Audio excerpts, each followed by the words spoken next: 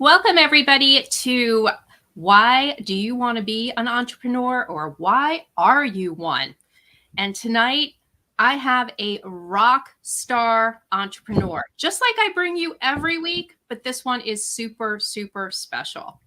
I'm Maureen Edwards. I'm the founder of 8 Simple Steps, and we meet every Thursday so that I can bring you people who are on the entrepreneurial journey, who are ready to share their story, provide some best practices, resources, tips, and inspiration for all of my small business owners and people who are just starting and building their business. And when I said rock star, oh my gosh, this one is like really a rock star. So I want to introduce you to the media website founder of Call Me Adam. This is Adam Rothenberg. And Adam, welcome tonight. This is so exciting for me because you are one of the biggest interviewers out there, celebrities, entrepreneurs, other podcasters, huge. So I want to welcome you, and I would really like to ask you the first question. Why are you an entrepreneur? Can you share your journey? Yes. And I just want to say thank you for having me today, Maureen. I'm so excited to be here with you. You are a rock star interviewer yourself, as I have been watching several of your other episodes, and I see what a great job you do. So I'm just as excited to be here with you today. Oh, well, thank you. That means You're a lot welcome. coming from you. And I was a little bit nervous. I'm like, oh my gosh, let's see how this goes. But you are an amazing person, and you make it really easy. And so tell me about your journey. How have you gotten here?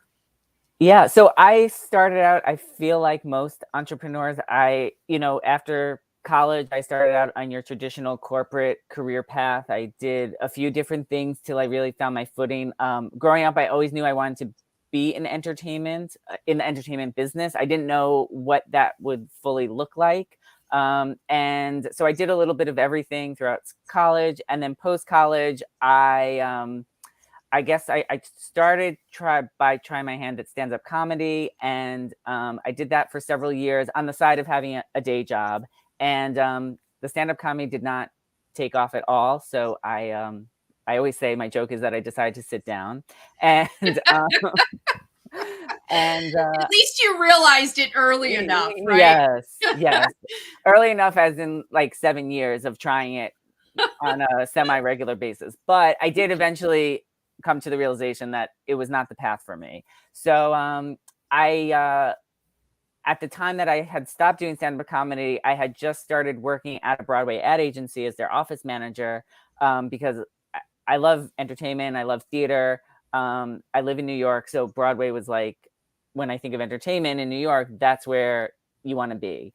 So I worked there for 13 years as their office manager. And it was a great experience. I mean, I learned a lot about the theater industry. I got to start my website at that job, from the people that I met there, and they helped me, I was able to talk to a lot of different people to get a lot of insight on how to launch it. And then I was able to start it, and, I'm thrilled with how it's taken off. And then I took a sort of a leap of faith to just, after 13 years, there was like a change in management, and I decided that it was time for me to go. Like, it was, I didn't know what I was fully going to do. At that time, my podcast just became part at that time of the Broadway Podcast Network, which is very exciting. It still is part of the Broadway Podcast Network, which you can listen to it, on all the streaming platforms. And we were getting a lot of advertising for the podcast, for the network. And at that time, there was a lot of advertising lined up. And so I told myself, you know what, I'm going to, it's now or never. I'm going to take this chance. I really want my podcast to be something. So I'm going to leave my full-time job and, dedicate all my time to my podcast. And so this was 2019. This was November of 2019. And I gave my notice, and I left at the end of November. And, I was like, I'm going to live this life. And then a few months later, the global pandemic hit, and all of that advertising went away. Yeah. And I still had my podcast, but I didn't have that income I thought I was going to, be getting. So that was like my first roadblock. And, like everybody in the arts industry, once Broadway shut down, like, what do you do? Thankfully, the Broadway Podcast Network pivoted really well, and we were able to record our interviews remotely. So that is one reason, like today, I am sitting in my closet, in case anybody was wondering why I'm in here. And this is where I actually started recording my podcasts from in 2020, because in your closet, it's a confined space. There's a lot of like my clothes behind me, my carpet on the floor helps absorb all that sound. So it doesn't sound like I'm talking into a tin can. So I was able to continue to record my podcast during this, quarantine time, and we went remote. And then I took I got reconnected with a Broadway actor that I had interviewed years ago. He was starting like a group coaching to teach us how to create a course. And I was like, oh, that sounds interesting. And I had no idea what I could do. And through his workshop, I created a course that was going to teach people how to like podcast. And then once the world started to open up a little bit more, he was getting, work again. And so that workshop ended. And then I joined another program, and that's where we met. Yes. So I'm very grateful for that. And I developed a completely different course there. And it was a general course about how to about the interviewing process, about how to book a guest and how to conduct an interview. And then after about a year, and I'm going to be quite honest, at first I created the course within 5 months, and within my first 3 webinars, I was able to sell two courses. I had 2 students, and I was so excited. And one of them actually that I know of is definitely watching tonight, Tina. Hi, Tina. And it was great. We had a great time. They felt like they learned a lot. I learned a lot. And then after I did the course, I was not able to get anybody else enrolled. It just was something was just not landing with it. Okay, so let's take one step back. Okay. Because what I'm realizing here is your story is very common. You've had to pivot. You've had to pivot in a lot of different ways and work yourself through the process of, my talent is this. I need to take this talent to the next level. But where is that exact need out there? And a lot of entrepreneurs kind of start that way and say, you know what? I want to do this. And you think you're going to go one way and pivot and realize you need to go another way. And it's smart that you do it fast enough, you know what I mean, to not lose that much time, and you have self-awareness with it and say, you know what, I still want to do this. I'm going to make it work. I just need to find the right thing. And it seems like you are on your way to finding the right thing, but there have been some challenges here. And starting out, what have you found to be the greatest challenge in entrepreneurship? I mean, for me, the greatest challenge is finding what works, what resonates with an audience to make people want to work with me. I've been doing interviewing for 12 years. I have conducted over 1,500 interviews on my website. That's crazy. So, I can't believe I'm interviewing you. So that's why I'm sitting back and I'm like, all right. Yeah. So it's the audience. It's focusing in on that target audience and what you can share with them and make a difference. in their life. Yes. Yes. And you're right. It's been a lot of pivoting. And Yeah. now, when, it took me probably 6 months after I didn't have any sales for my full course to be like, something is not working. So I left the program that I was in, and I was like, what, I still wanted to do something with it because I liked the idea of it. I do feel like, after 12 years and 1,500 interviews, I do have information and value that I can offer people. So I actually got a part-time job that I was able to work from home. And then I got sort of connected deeper with another entrepreneur that I met in the group, in addition to meeting you. And I've started working for her part-time. And it was a great match because I was learning things from working with her that I have now been able to implement myself. So I'm working on, creating another workshop. And basically, instead of trying to offer the world, I'm going to offer one piece.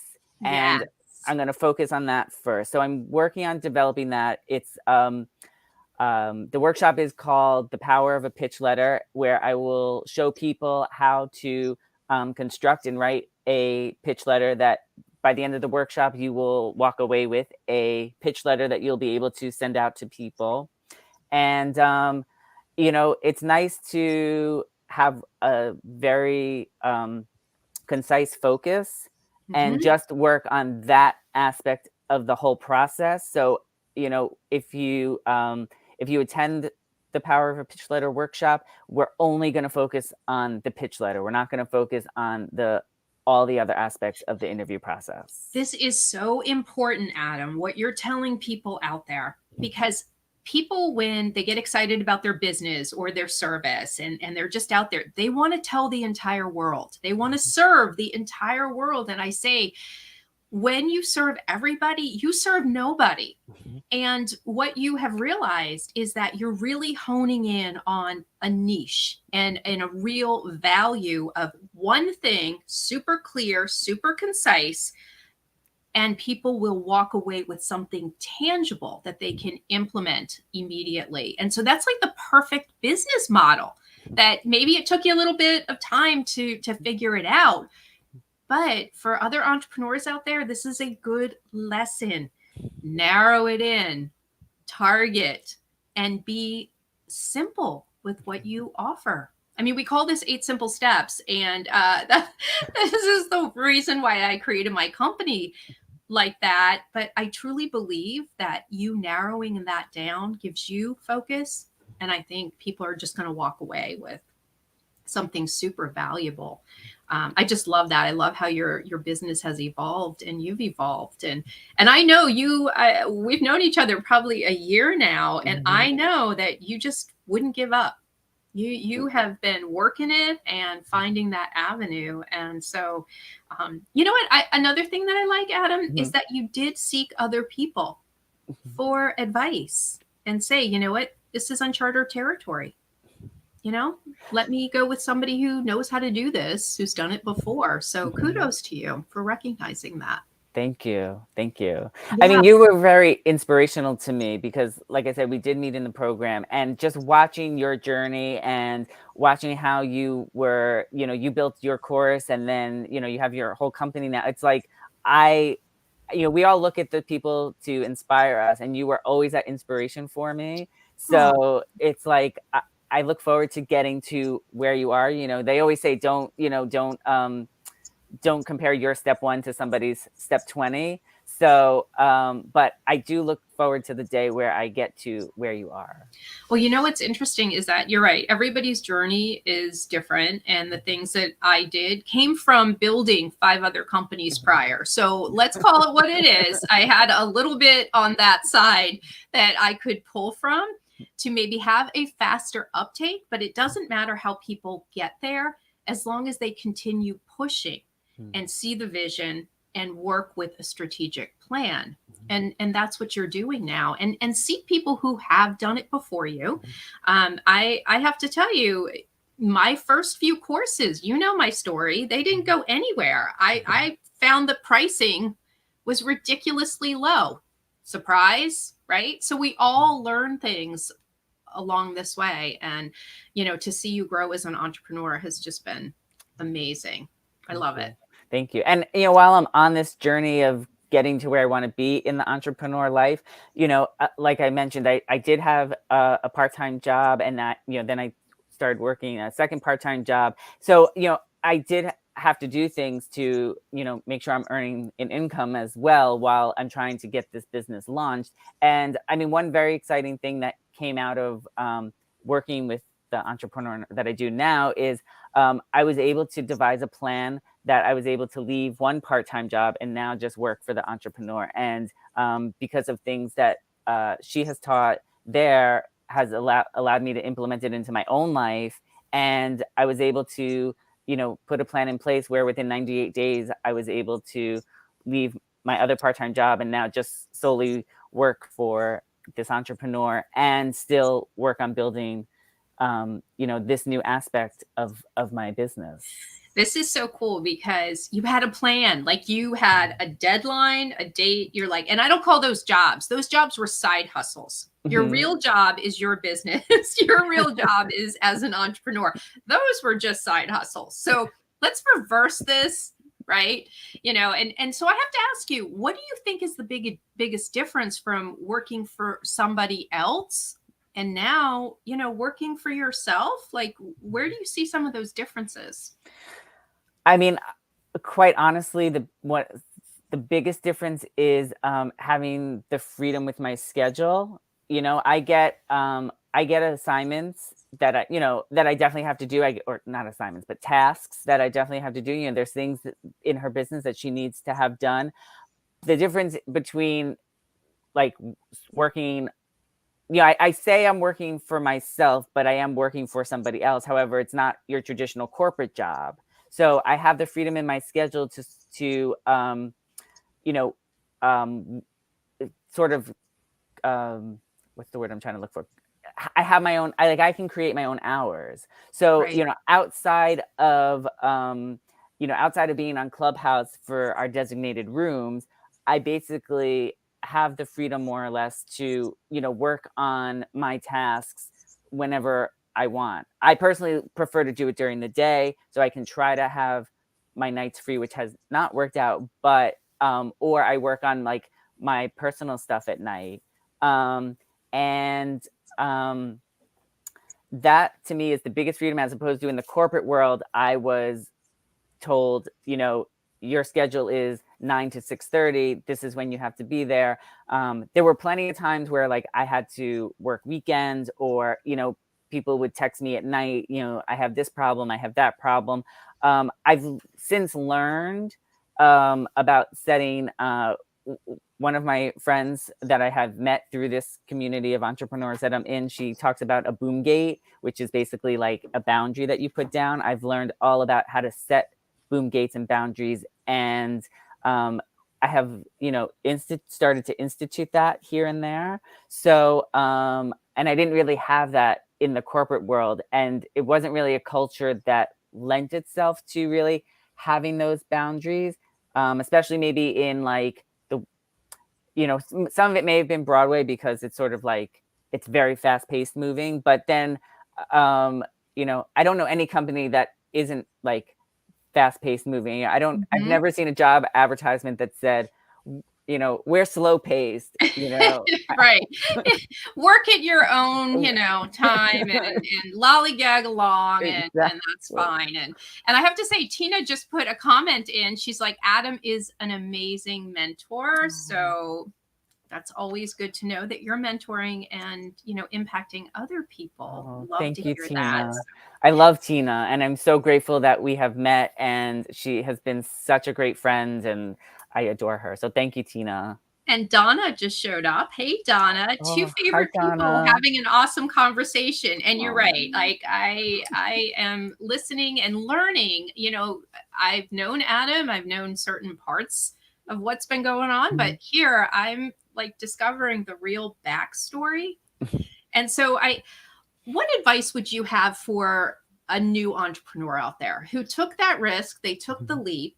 And, what would be your advice? Just to keep going. I mean, it's not an easy path. It's definitely not a path for everybody. I think it takes a certain kind of personality, or a certain kind of I guess personality is the word I can think of right now, to keep like persevering. You have to have a lot of perseverance, and you have to be okay with failure, and you have to be okay with, trying, something's not working. You just have to be okay with taking like a real honest look at what is not working, and just be okay with, like, okay, this is not working as much as I love it or as much as I like it. This just is not going the way I want. And you just have to be okay with the pivoting. I feel like you have to be open to meeting new people, and certainly connecting with new people. And, then as you get to know them, you get to learn from them. And you may not realize you're learning something until you go to do something, and you're like, oh, wait a minute, this reminds me of, whoever you were just talking to. Right. And I was going to say, if you're thinking about it, I mean, even though it hasn't, I have not had the monetary success that I envisioned. Especially when you hear the word entrepreneur, you think, oh my God, every entrepreneur is a millionaire, No, no. So even though I haven't had that monetary success, and I still feel like I made the right decision for myself to take this leap, because taking this leap, leaving my corporate job and the security of, what a corporate job gives you with, benefits, paid Mhm. vacation time, all of that, to go into this unknown world. It has enabled me just to take other leaps in my life that I don't know that I would have taken if I continued to stay at my corporate job. You have a lot of courage, which is one of the, if you want to call it, personality traits that an entrepreneur has to have. And I really, I admire you, because you don't have an ego in entrepreneurship, because if you did, you'd keep doing the same thing that you want to do, that you're married to, that you love. But what you've realized is that it's not all about you.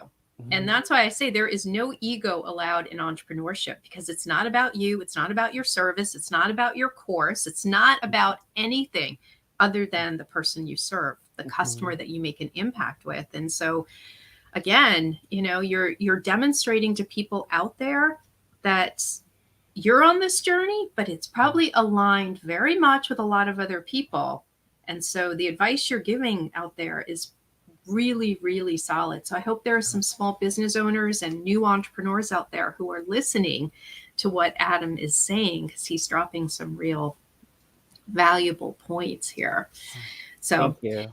so I would like to get some information about what makes you happy in your personal life. What do you do to get rid of the stress of entrepreneurship that sometimes happens? Oh my gosh. Oh, did I stump you? Oh my God. I mean, I would say it used to be like going to a Broadway show, going to a cabaret show. I used to go to shows 3 or 4 times a week. But right when the pandemic happened, I moved in with my boyfriend. And so now, like, watching TV with him, is like so enjoyable. It's so relaxing. We go for walks every day after work. Okay, maybe not every single day, but I would say at least 4 to 5 times a week we go for a walk. And part of the reason I push on the walks too is probably because I work from home. And Yeah. so I don't really go out much in the middle, like during the day. It's not like I walk to the coffee shop to get a cup of coffee. I'll make it at home. So for me, it's going out, it's getting out of the house, but it's also being able to spend quality time with him. And, that's like our time together to talk about whatever we want to talk about. I also make sure that we always eat dinner together. So we're not doing I'm not eating while I'm working or something. So like having dinner together is something we're both very, we both value a lot. So we do that every night. And then I try to have, I try not to work on the weekends, although I know that hasn't really worked out right now. Not in entrepreneurship, no. not when you're first starting. I'm going to just tell you, it's all the time, you know? So the fact that you're carving out like quality time with family members and, you know, and even for yourself, I mean, that's a big thing. I have to tell you, I'm not really good at it. I should be like walking every day too, and I don't. And I've got to get better at it because it can clear your mind. So, confession out there, not my strong suit. I kind of have like going in one thing, right? And and so I need to get more balance there.